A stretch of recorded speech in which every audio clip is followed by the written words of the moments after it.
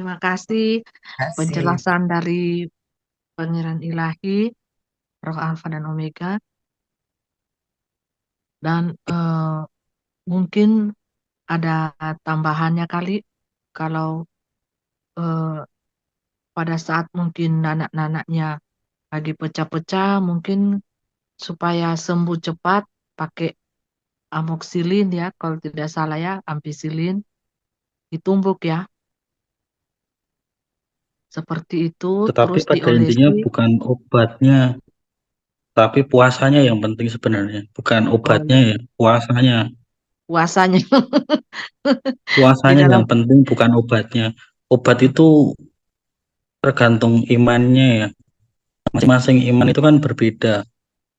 Dengan berpuasa saja kalau iman kalian percaya sembuh ya sembuh. Tapi jika sebenarnya obat itu tidak begitu perlu ya.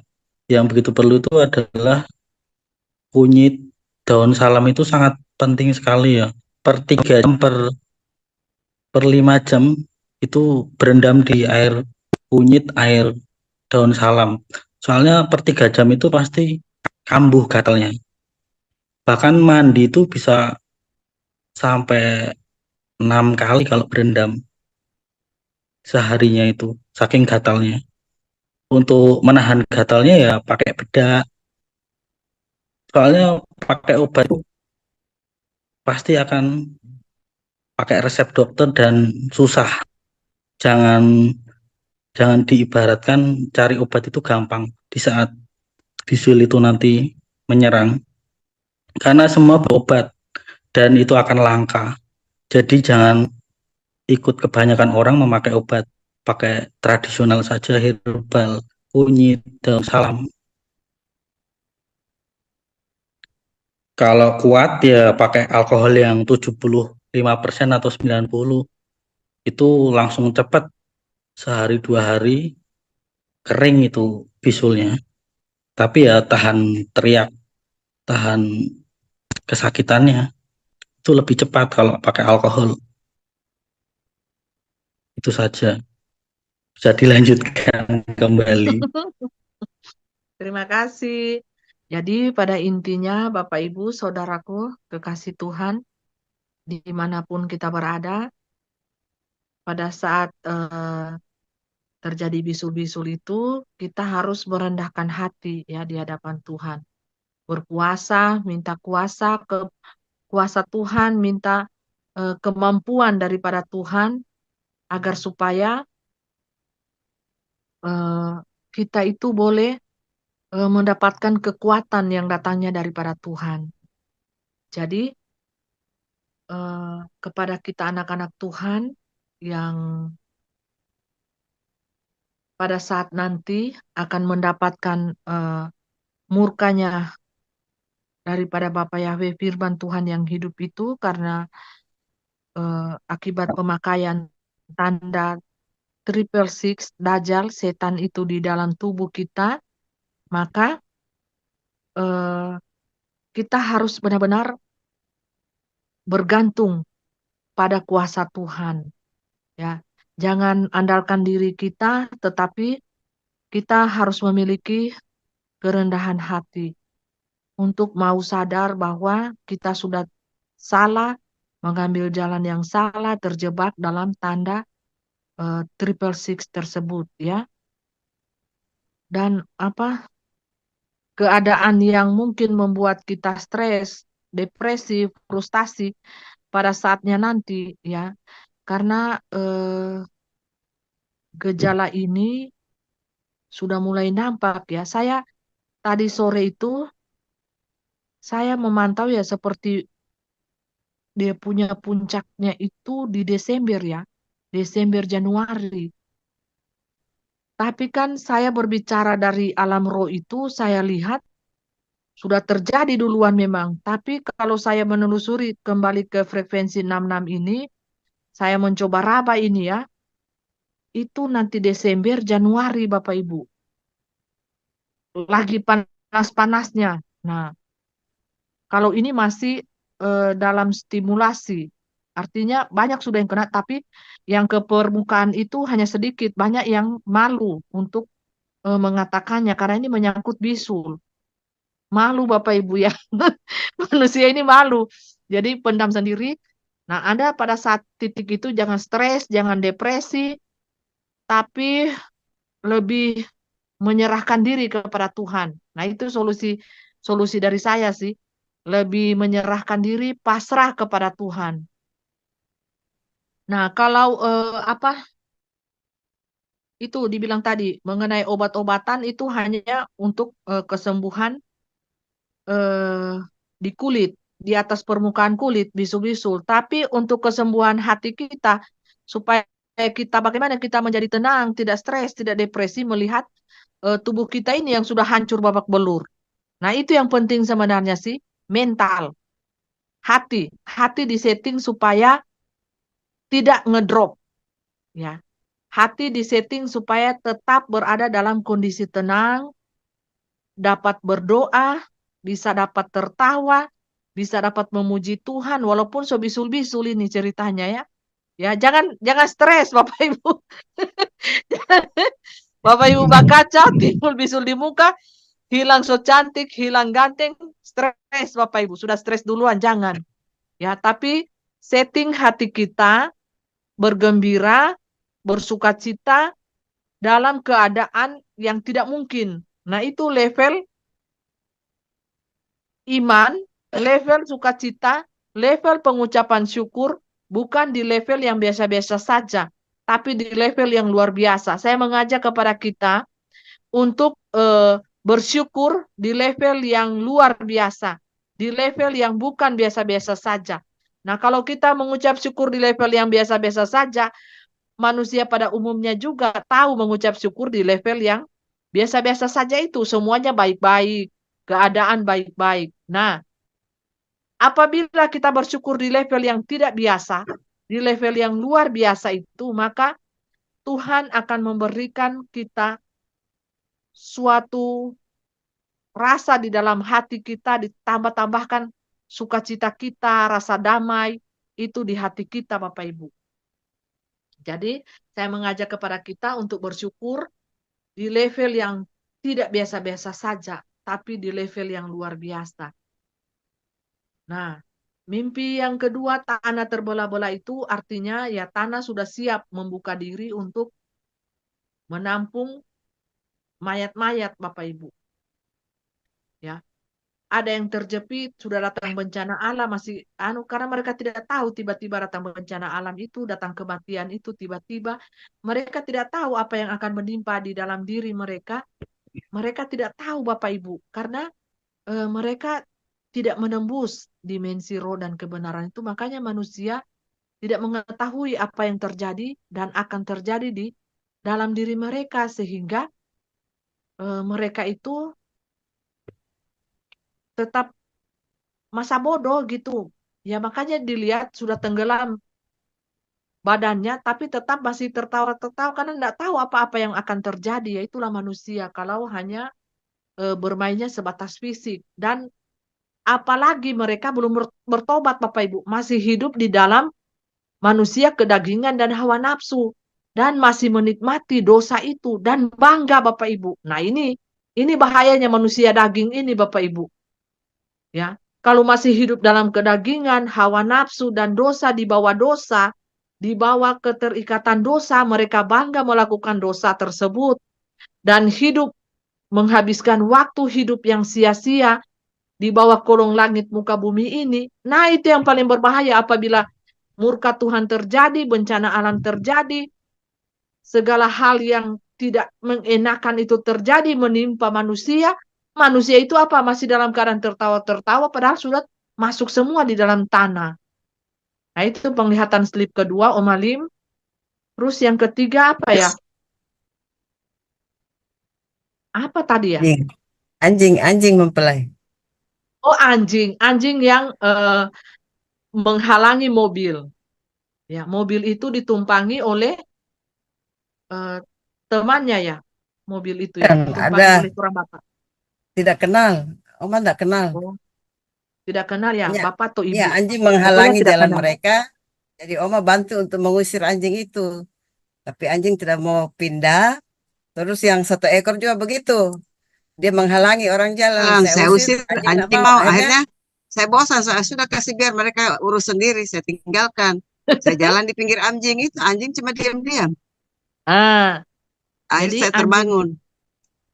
Jadi berarti orang-orang itu ingin mencari kebenaran, tapi dihalangi oleh roh-roh kenajisan. Jadi mereka ini sudah pengen keluar dari roh-roh kenajisan itu, tapi karena saking nikmatnya, roh najis itu menghalangi jalan mereka, Bapak Ibu. Nah, mungkin mereka sudah mendengar live di pasukan Gada, pasukan besi, pasukan elit Bapak Yawe. Nah, mereka mau bertobat, mau mengganti jubah mereka yang kotor, yang najis ini, yang suka doyannya, ya berbuat najis lah, ya mainnya di kenajisan, di level-level najis ya. Nah, dosa itu kan mengikat, Bapak Ibu. Tidak gampang orang yang sudah terikat dengan roh kenajisan ini, karena dia mainnya tiga.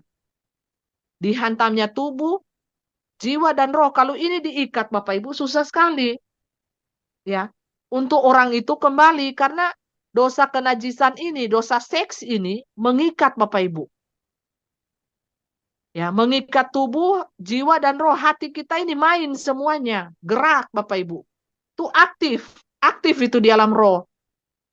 Nah, mereka ingin keluar dari situasi seperti itu. Mereka ingin lari, ingin mencari kebenaran, tapi roh najis itu, ya, yang lambangnya anjing itu, menghalangi mereka untuk mereka menemukan jalan kebenaran tersebut.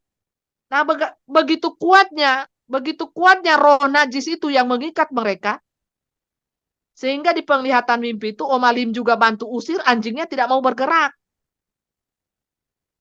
Karena roh najis itu sudah mengatakan, ini milikku, ini punyaku ini. Orang ini penikmat seks. Aku tidak mau melepaskan dia. Nah, gimana caranya? Siapa yang mampu melepaskan orang itu?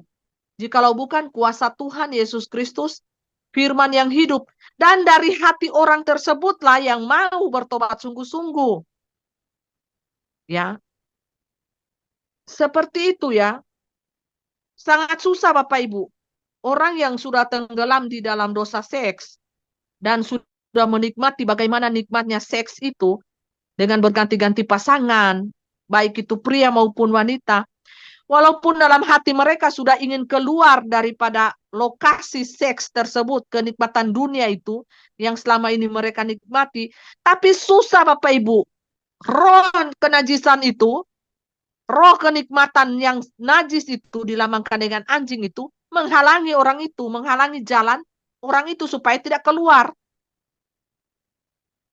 Oma pun bantu usir-usir, mana anjingnya bergerak? Tidak ada bergerak. Karena harus dari orang itu yang ada di dalam mobil itu.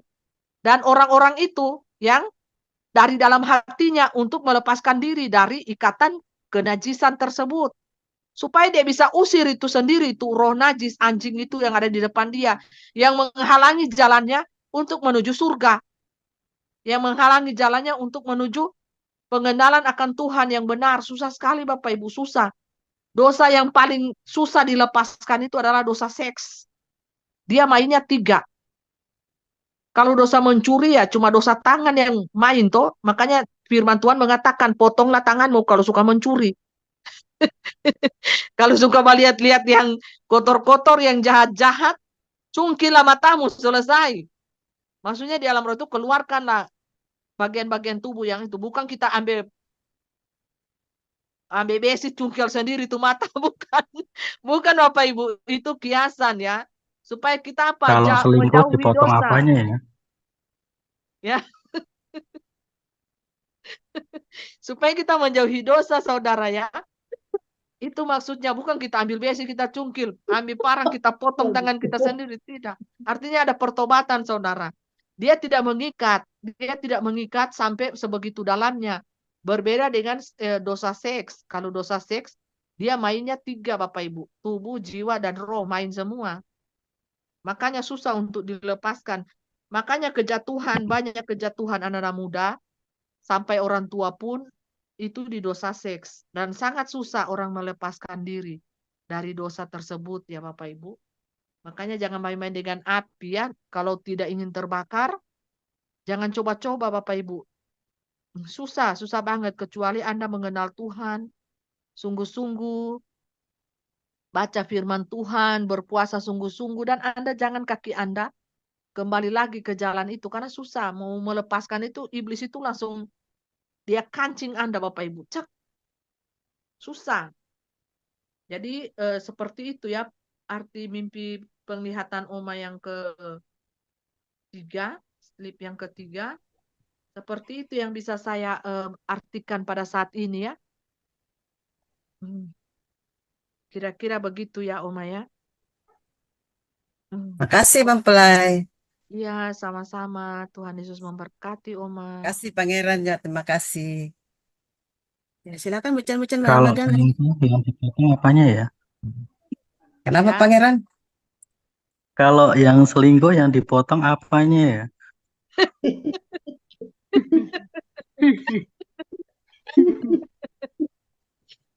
yang selingkuh.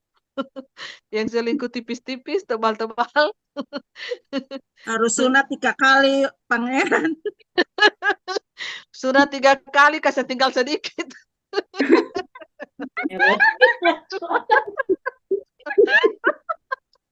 supaya tobatnya, supaya tobatnya pasti ya. Harusnya dikasih tinggal sedikit, kasihan. Dikebiri. Sudah Dikebiri. 3 kali sudah. Apa yang bilang dikebirin? Kebiri.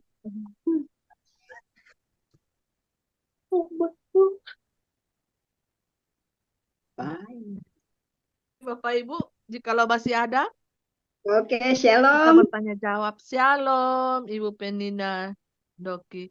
Udah, Bucan Herda itu. Bu Bucan Herda. Herda. Oh, Silakan Bucan Herda.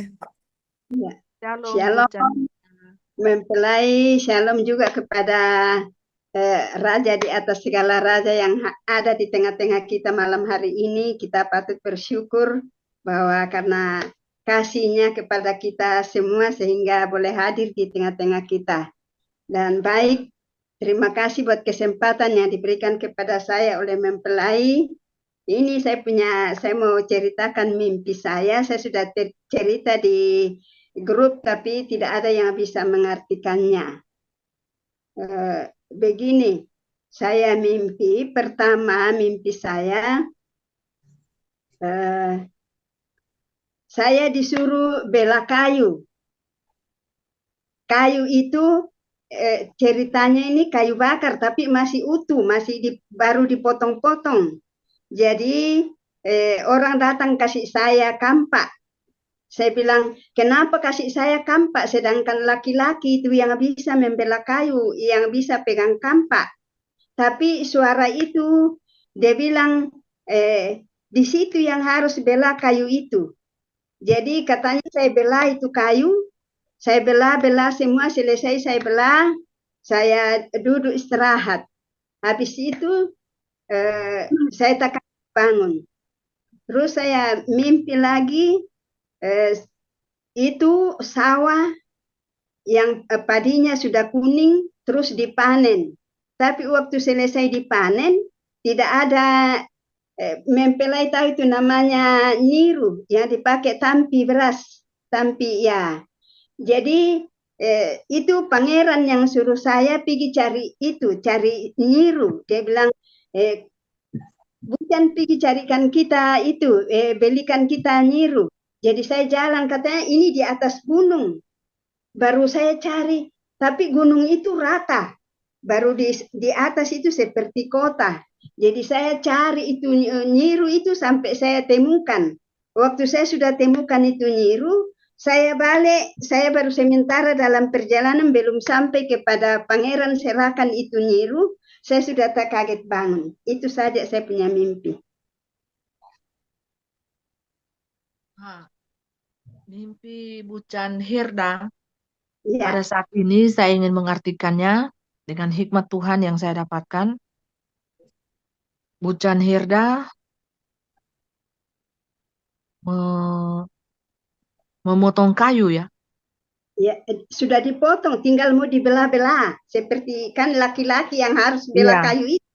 Tetapi mau kenapa saya yang disuruh belah? Kan dia bilang, ibu bisa, ibu yang belah. Jadi saya belah katanya itu kayu. Nah, itu kayu itu, Bapak Ibu, dibelah-belah itu untuk dibuatkan peti mati. Bukan, katanya itu kayu bakar. Iya, maksudnya itu kayu bakar untuk bakar mayat. Ya, oke. Bakar tela enak itu.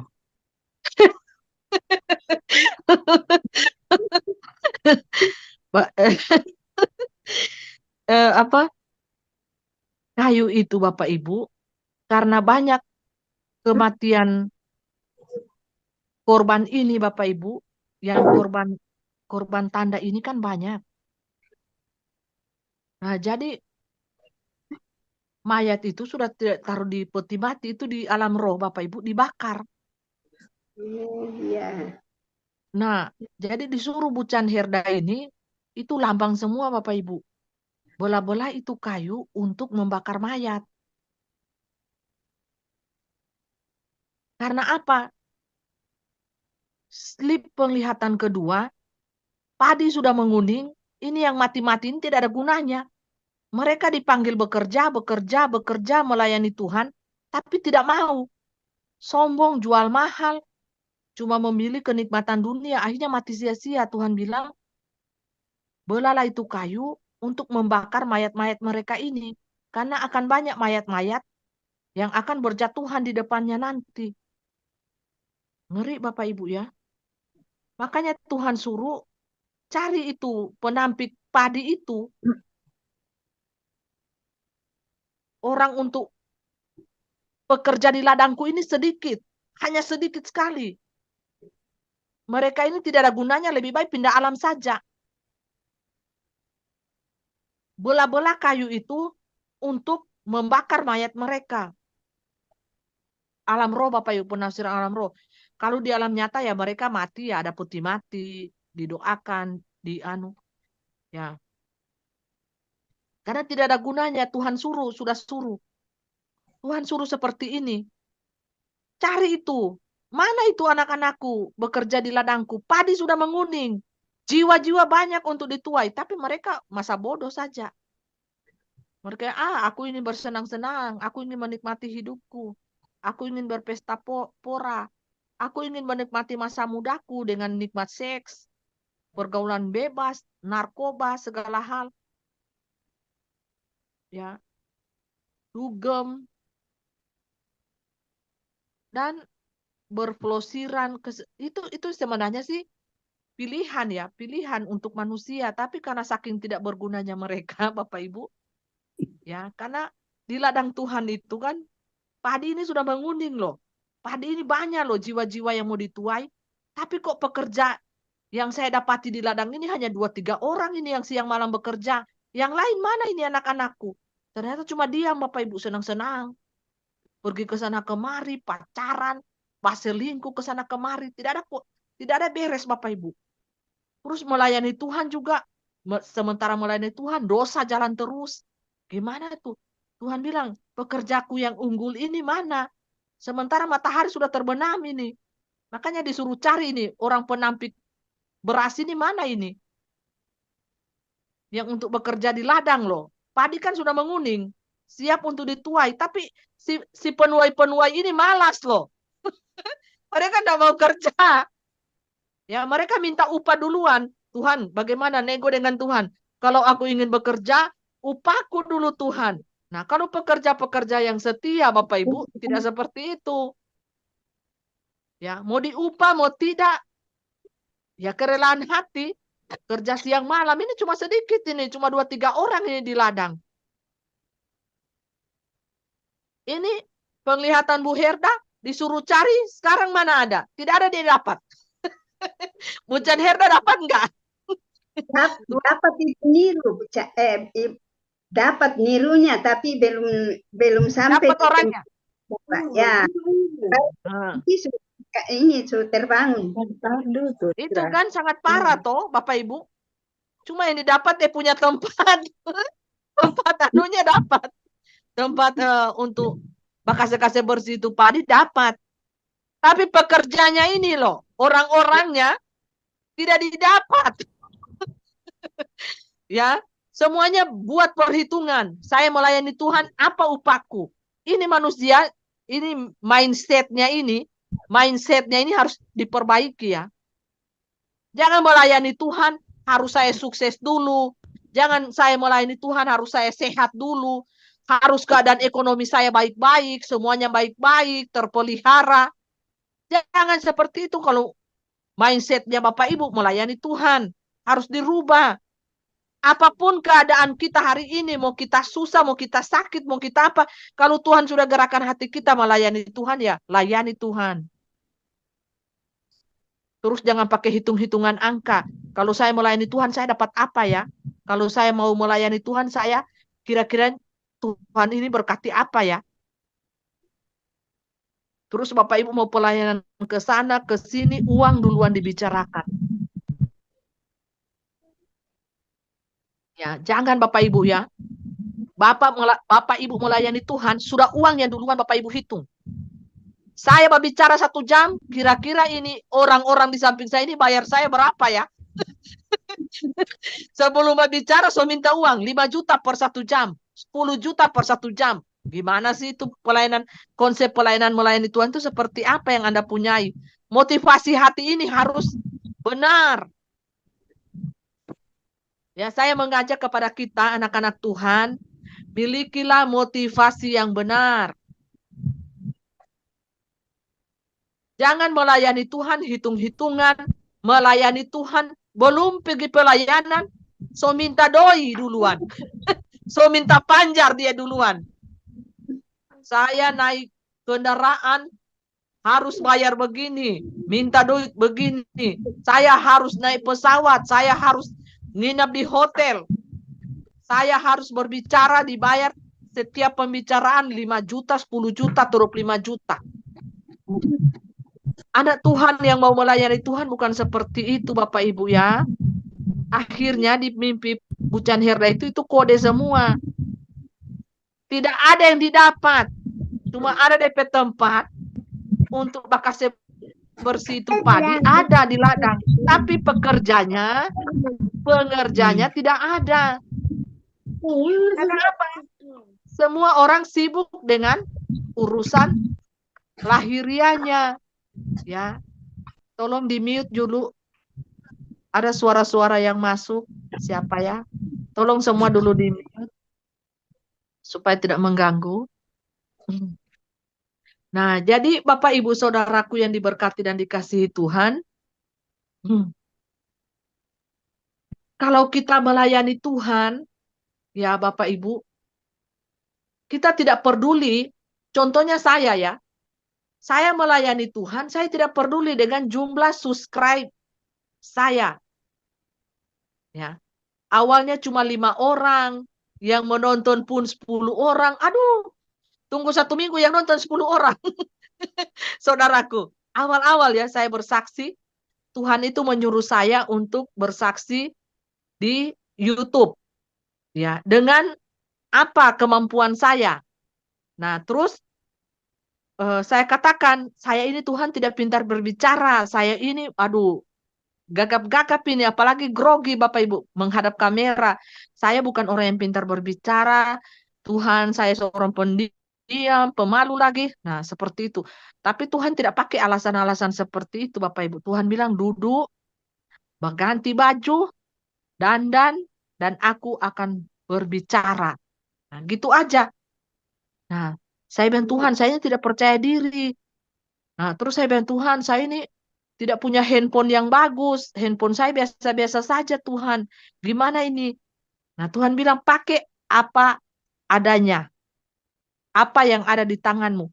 Saya kan dulu cuma main kesaksian di Facebook awalnya dulu kan, di Facebook.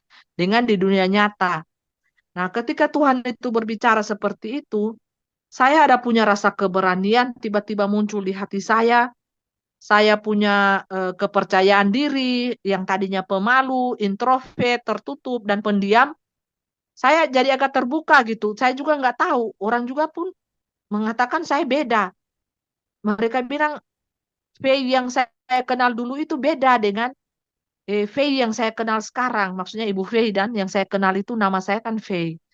Dulu dengan sekarang itu berbeda 180 derajat Bapak Ibu. Nah itulah Tuhan kalau memakai kita yang kita merasa ya kita tidak layak, kita tidak mampu, kita orang yang biasa-biasa saja, siapa saya ini Tuhan? Engkau mau saya ini bersaksi skala dunia. Siapa saya Tuhan? Kayaknya saya tidak layak deh. Saya tidak mampu untuk berbicara dalam skala dunia. Saya seorang pemalu. Saya seorang gagap-gagap kalau berbicara pun grogi-grogi Bapak Ibu. Ya, di depan orang banyak, 5 orang, 10 orang grogi. Nah ini apalagi di kamera yang bertanya-tanya ini seluruh dunia. Gimana Tuhan? Terus Tuhan bilang, aku akan memberikan engkau kemampuan yang di luar logikamu. Itu saja, titik. Tidak ada tambah-tambah. Terus ketika saya mengutarakan alasan saya dari A sampai Z, Tuhan bilang tidak usah pakai banyak alasan. Kamu duduk saja, aku akan berbicara. Titik, Bapak Ibu. Hanya itu.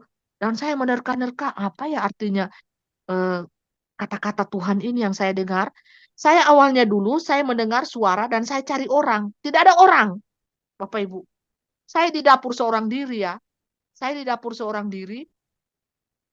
Ya, ketika saya mau muncul sebagai saksi dunia itu, di dapur seorang diri, saya bekerja, memasak, buat kue, ya sambil dengar-dengar lagu rohani. Saya mendengar suara seorang bapak-bapak di samping saya. Nah, saya bilang, siapa ini yang berbicara ini? Saya seperti kebingungan memang. Karena suaranya jelas dan seperti bapak-bapak itu ada di samping saya, Bapak Ibu. Dan saya mencari siapa ya? Tapi saya sadar, saya sendiri ini di dapur. Oh, haleluya. Terus saya bertanya, apakah itu suaramu Tuhan? Atau suara setan ini yang saya dengar? Tapi Tuhan meneguhkan, itu suara aku, anakku. Kamu harus bersaksi skala dunia. Saatnya kamu tampil. Nah, seperti itu. Dari situ saya eh, bersaksi. Bersaksi. Nah, sampai saya bersaksi di sebuah channel yang besar. Nah, disitulah mulai merubah eh, status saya dari hamba Tuhan biasa langsung terangkat jadi hamba Tuhan yang skala dunia, Bapak Ibu. Mereka membelikan saya handphone. Ini handphone yang saya pakai sekarang ini itu harganya 6 jutaan. Samsung Galaxy A71 kalau tidak salah, dulu 6 jutaan. Untuk pakai kesaksian untuk skala dunia karena cara penangkapannya bagus pada saat itu, tapi mereka menyuruh saya untuk memilih yang kualitas yang bagus Bapak Ibu agar supaya pencahayaannya bagus, suaranya bagus. Nah, ini handphone ini bertahan sudah sekitar 4 tahun ya di tangan saya ini. Ya, karena handphone yang lalu-lalu itu Bapak Ibu diretas orang, ya, diretas terus saya punya handphone. Jadi tak hapus semua dan tak tinggal ini Bapak Ibu yang satu ini, handphone yang eh, saya pertama kali bersaksi di channel orang, di channel itu di channel yang cukup besar ya Bapak Ibu. Nama channelnya itu Bapak Pendeta Yusuf Manubulu. Nah, itu. Dan di gereja YouTube juga pernah saya nah di situ berkat Tuhan mulai itu 1 tahun kemudian. Itu 1 tahun kemudian Bapak Ibu. Ketika 1 tahun Bapak Ibu flashback kembali 1 tahun setelah sebelum saya bersaksi sebelum itu kan itu kondisi saya Bapak Ibu kritis, sangat kritis Bapak Ibu. Saya jual kue, saya jual makanan kotak karena apa? Pasca gempa bumi Palu. Nah, kos-kosan saya itu lari semua itu anak-anak di kos-kosan Bapak Ibu. Ya, tidak bayar semua. Kan urgen itu Bapak Ibu ya. Miring-miring itu tabla-bla itu jadi takut orang. Nah, pada saat itu disitulah Tuhan proses Tuhan proses saya tetap bersaksi, saya tetap menyuarakan kebenaran, Bapak Ibu, walaupun saya dalam keadaan kondisi yang pas-pasan pada saat itu. Nah, hampir saya mau pulang ke Palu karena saking menderitanya saya di kota ini. Saking menderitanya Bapak Ibu. Nah, jadi pada saat itu berkat Tuhan itu mulai terbuka-terbuka. Itu bukan pada awal-awalnya, itu nanti Tuhan itu kan lihat hati kita ini, motivasi hati kita. Kita melayani dia nggak sungguh-sungguh. Nah, prinsip saya kan yang penting saya makan, minum, berkat Tuhan saya hidup, ya saya bersaksi. Nah, seperti itu. Jadi Bapak Ibu yang mungkin dari awal, dari 5 subscribe, 10 subscribe, jangan patah semangat. Saya mengajak kepada kita, tetap bersaksi. Motivasi hati kita ini, mindset pikiran kita ini kita harus ubah. Ya, saya awalnya 5 subscribe, 10 subscribe, saya tetap bersaksi, akhirnya jadi ribuan, bahkan ribuan Bapak Ibu ya. Itulah cara Tuhan melihat anak-anaknya setia dalam melayani Tuhan. Motivasi hati benar, tidak mengejar harta dunia. Nanti Tuhan akan berkati kita. Tuhan pun berkati, kita jangan lupakan orang-orang yang di bawah kita, orang-orang susah, orang-orang yang lemah. Agar supaya apa? Kita ini tidak jadi sombong, Bapak Ibu. Ya, mengapa saya diproses Tuhan sebegitu menderitanya, sebegitu parahnya Bapak Ibu? Saya ada di titik nol, paling nol Bapak Ibu ya, kalau orang mau bilang paling nol. Mengapa? Supaya saya itu punya hati tahu rasa apa artinya rasa syukur itu Bapak Ibu. Saya tahu mengucap syukur dengan hal-hal yang kecil.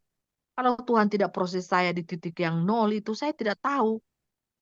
Apa itu uang 100.000 itu saya bisa membedakannya dengan uang 10.000 dengan apa, saya tidak tahu Bapak Ibu.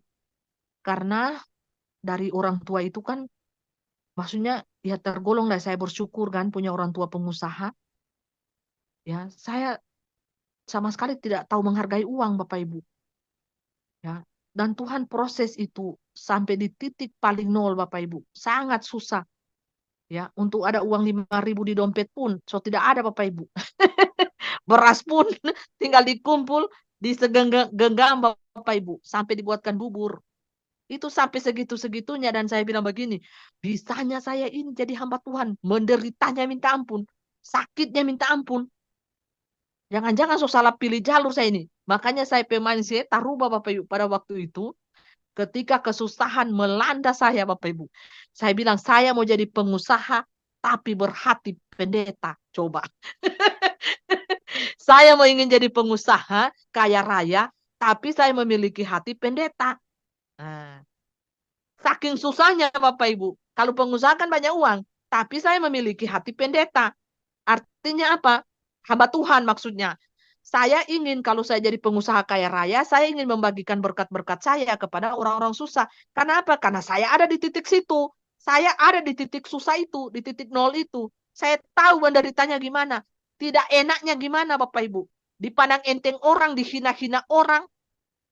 Ya, saya tahu ada di sisi itu, di posisi itu Bapak Ibu. Ya. Kita saja mau menumpang di mobilnya orang dilarang. Karena apa? Susah, dilihat susah. Nggak enak Bapak Ibu jadi orang susah itu. Makanya jangan jadi susah-susah ya. Jangan jadi susah-susah amat. Bapak Ibu baru mau dekat-dekat, minggir-minggir. Tidak layak. Tidak layak naik mobilku. Ya, kamu tidak layak. Segitu dipandang entengnya, dianggap sebelah mata orang susah. Saya ada di posisi itu Bapak Ibu. Makanya jangan terlalu susah ya. Supaya tidak dipandang enteng orang. Kalau susah itu ya menengah-menengah lah, yang sedang-sedang saja. Supaya Bapak Ibu tidak dipandang enteng orang. Karena saya pernah ada di posisi itu Bapak Ibu, sangat sangat sakit. Ya, tapi itulah proses Tuhan Bapak Ibu, supaya apa? Supaya saya tahu rasanya bagaimana rasa jadi orang susah. Supaya saya tidak berpandang enteng orang susah. Supaya saya kalau diberkati Tuhan lebih luar biasa, saya menolong orang susah, bukan dihina-hina, bukan dimaki-maki, bukan difitnah-fitnah itu. Orang susah seperti itu. Saya sudah ada di titik itu, Bapak Ibu. Disuruh-suruh pun, diperintah-perintah ya, jongos kan? Namanya susah. Kalau orang susah itu tidak bisa melawan, Bapak Ibu. Mau orang kaya perintah-perintah ya jadi jongos. Bapak Ibu mau jadi jongos? Nggak mau kan? Walaupun kita tidak suka. Tapi kalau diperintah-perintah, kondisi keadaan seperti itu, mau dihina-hina, terima. Karena susah, posisi susah. Makanya jangan jadi susah supaya tidak jadi budak. Nah, tapi Tuhan kasih saya di proses itu, Bapak Ibu, supaya apa? Saya tetap rendah hati, saya tetap melayani Tuhan, saya dihiburkan hati saya oleh Tuhan, saya juga tidak, walaupun ngedrop-ngedrop banget, tidak juga sampai ngedrop sampai mati mati lesu dan tidak makan, tidak. Tetap Tuhan berkati, Bapak Ibu. Entahkah itu hamba-hamba Tuhan dari mana datang membawa makanan, datang membawa amplop, seperti itu. Dan saya tahu, hamba-hamba Tuhan itu yang menolong saya di saya susah sampai mati pun saya tidak akan lupakan mereka. Itu prinsip saya. Kebaikan orang saya akan bawa sampai mati, saudara. Saya tidak akan melupakan mereka. Ingat Bapak Ibu, banyak yang mengkhianati saya. Banyak. Tapi di sisi baiknya mereka, mereka ada di saat saya susah. Dan saya tidak akan melupakan mereka, Bapak Ibu. Saya selalu mendoakan mereka. Tuhan, biarlah Tuhan membuka mata hati mereka. Biarlah mereka kembali ke jalan Tuhan. Biarlah mereka yang sudah disesatkan oleh roh-roh dunia ini kembali. Agar mereka jadi manusia yang baik.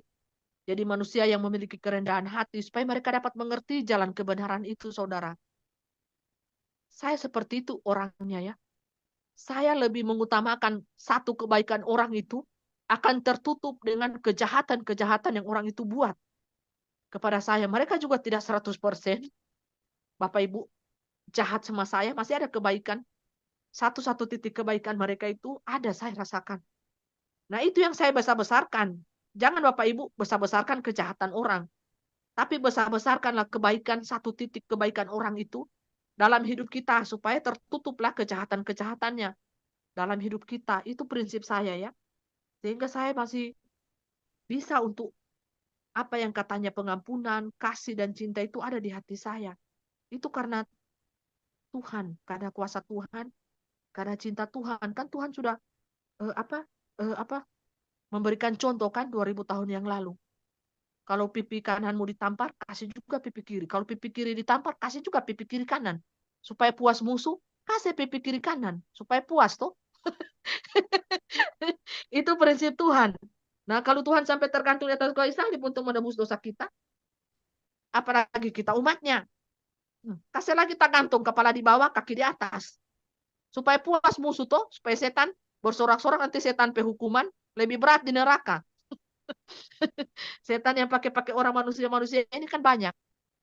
Nah, kita harus mengkumandangkan apa itu artinya cinta yang sesungguhnya. Apa artinya pengorbanan?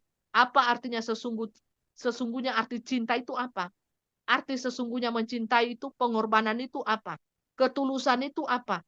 Sekarang kan akhir zaman ini semuanya sudah memudar. Apa artinya dengan kesetiaan?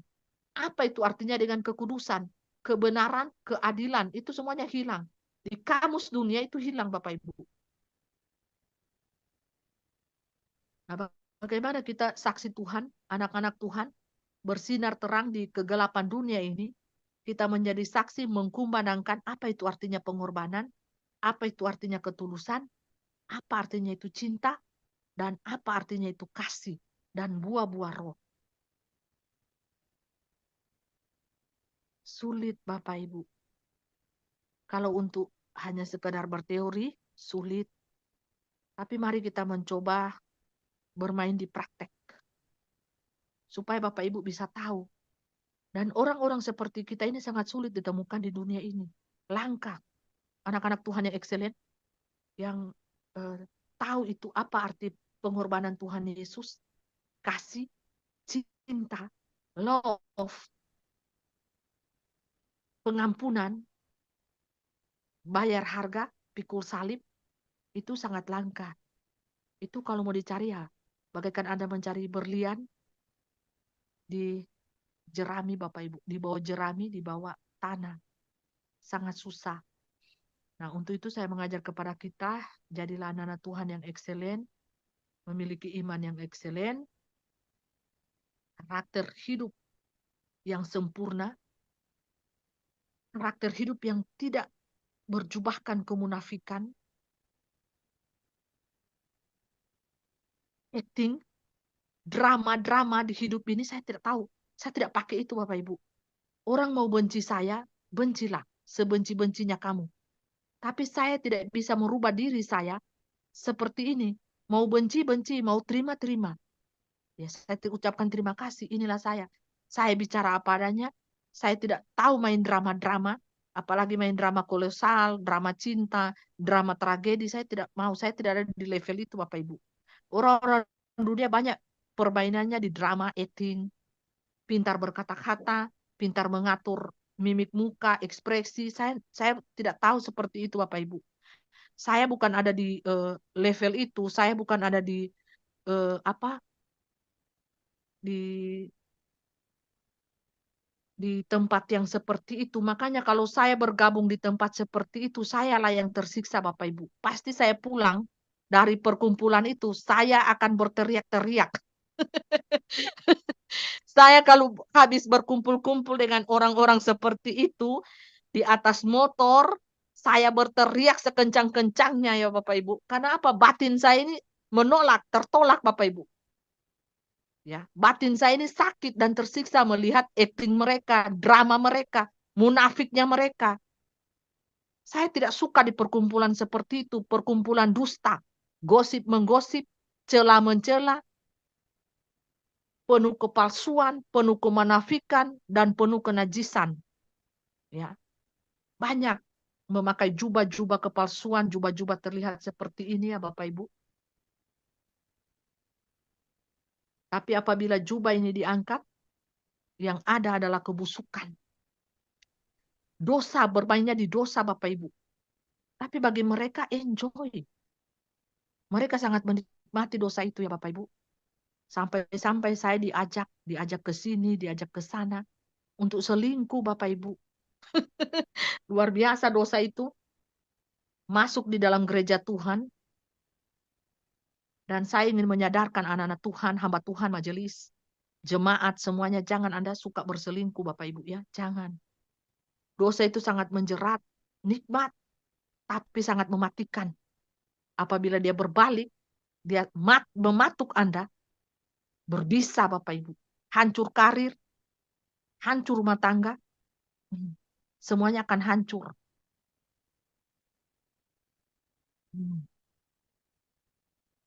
Banyak rumah tangga hamba-hamba Tuhan, anak-anak Tuhan hancur. Tapi mereka masih kelihatan bersatu, biasa saja, tapi di dalamnya hancur Bapak Ibu, rapuh. Semuanya serba acting, drama. Saya tidak suka di situ Bapak Ibu. Drama Bapak Ibu. Seolah-olah tidak terjadi sesuatu. Seolah-olah tidak terjadi apa-apa. Tapi di dalam rumah itu bisa ranjang. Ada perang dingin. Ada perang dingin saudara-saudari. Tapi semuanya ditutupi dengan sangat manis. Untuk apa? Menjaga nama baik di kalangan manusia. Saya menghimbau ya. Ini bukan untuk menghimbau Bapak Ibu, tapi untuk diri saya sendiri. Untuk kita semua. Ya, berdoalah, berjaga-jagalah kita ya. Supaya kita tidak jatuh Bapak Ibu. Di roh 3 katak ini. Roh 3 katak ini Bapak Ibu sangat mematikan. Tanpa Anda sadari. Jadikan suweke.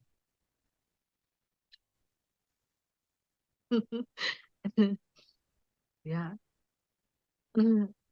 Jadi berhati-hati Bapak Ibu ya. Jaga kekudusan hidup, jaga kebenaran hidup. Saya atau kita lah yang bermain Bapak Ibu di dimensi roh dan kebenaran ini, kita jaga kekudusan hidup, kebenaran hidup, Bapak Ibu, eh, bukan untuk saudara, untuk saya juga. Ya, karena kata-kata saya ini, bicara saya ini bukan untuk saudara. Saya bukan ahli kitab, saya bukan ahli Farisi.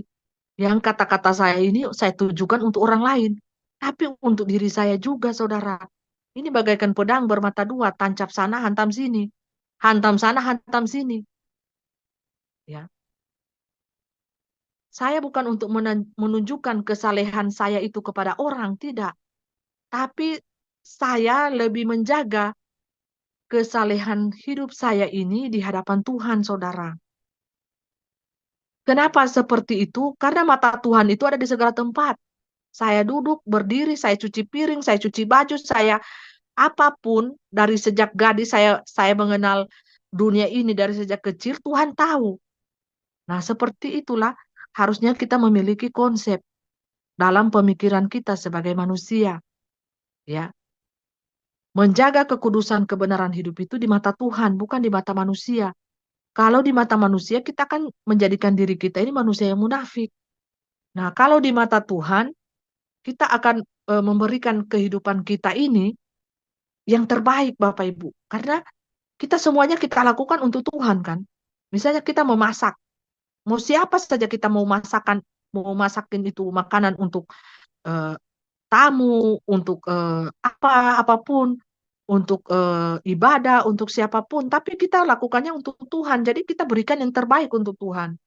Nah, baik tubuh kita, segala aktivitas kita, kita lakukan yang terbaik untuk Tuhan, bukan untuk manusia, saudara. Nah, seperti itu saja ya penggambaran saya untuk di masa ini yang kita harus persiapkan.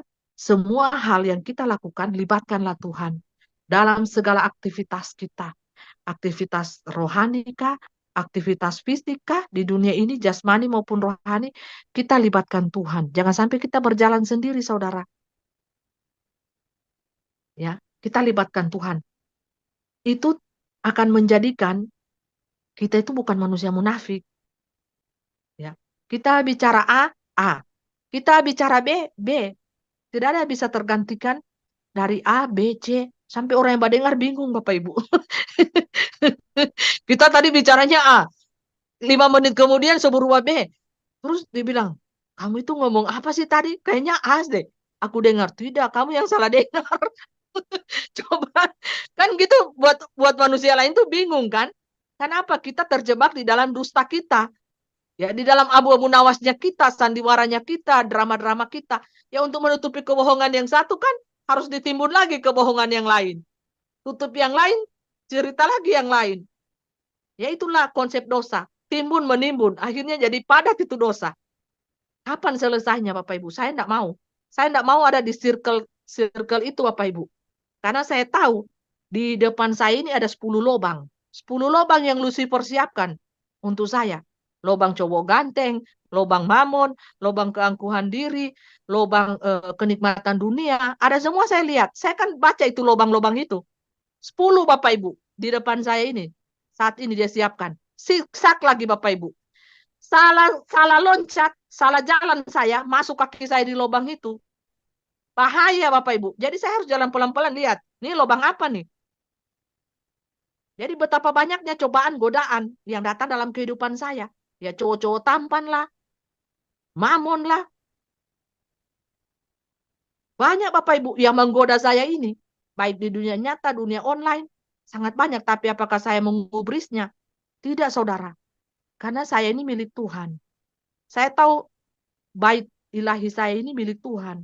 Jadi saya harus jaga kekudusan hidup saya, mata saya, telinga saya. Nah, seperti itu saya jaga. Makanya saya tutup buka. Saya kan baru buka WhatsApp baru saat ini. Sudah tambah full berjuta-juta pesan itu yang masuk di WhatsApp saya. Ya, seperti itu. Belum di Messenger. Nah, itu godaan, tapi saya kan tidak membuka. Membuka itu nanti saya live baru saya buka. Nanti saya tutup lagi karena pusing. Pusing kepala saya, Bapak Ibu. Kalau menanggapi keadaan dunia, menghadapi cobaan godaan ini kita tidak akan mampu. Jadi untuk kita mengantisipasinya tutup blokir ya. Tutup WhatsApp, tutup Messenger. Nah, itu cara satu-satunya supaya apa? Kita tidak pusing, kita tidak jatuh dalam berbagai-bagai cobaan. Kita gunakan kalau ada berkat Tuhan itu beli makanan.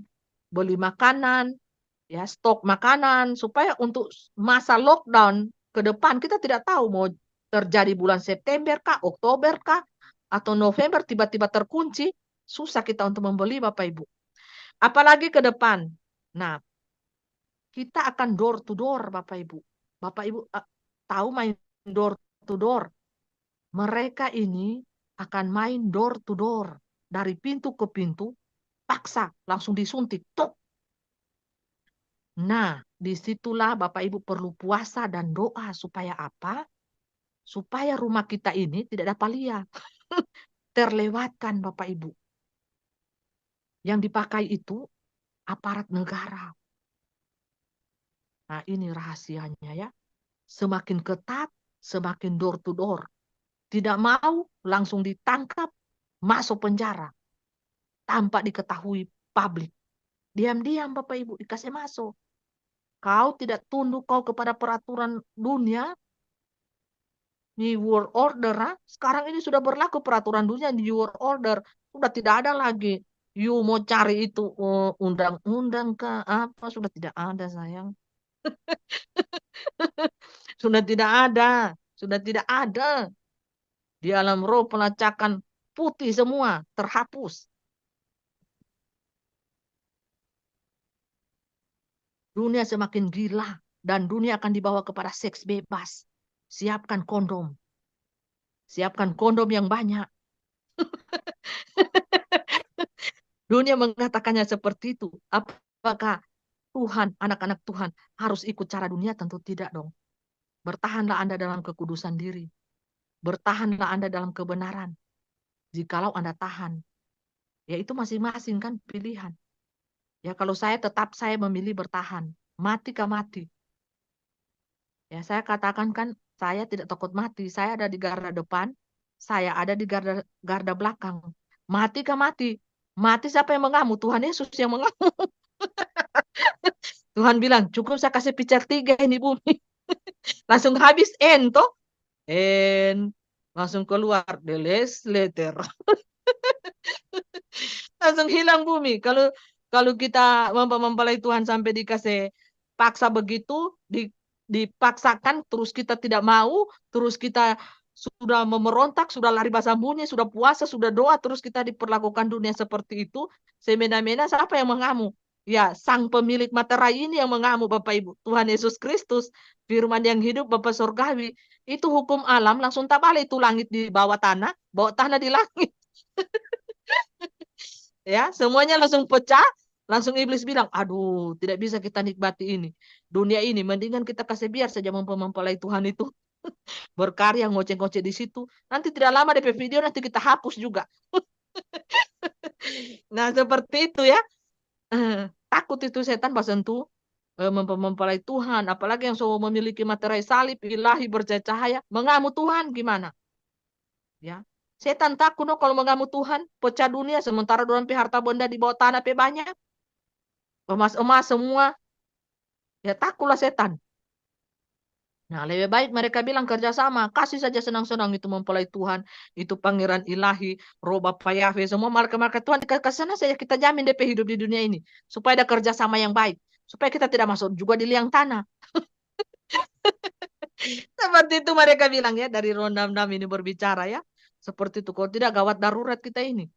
Nah, sementara kita emas-emas juga supaya banyak di tanah kita timbun. Ngapain coba? Daripada kita juga mau masuk di liang tanah percuma.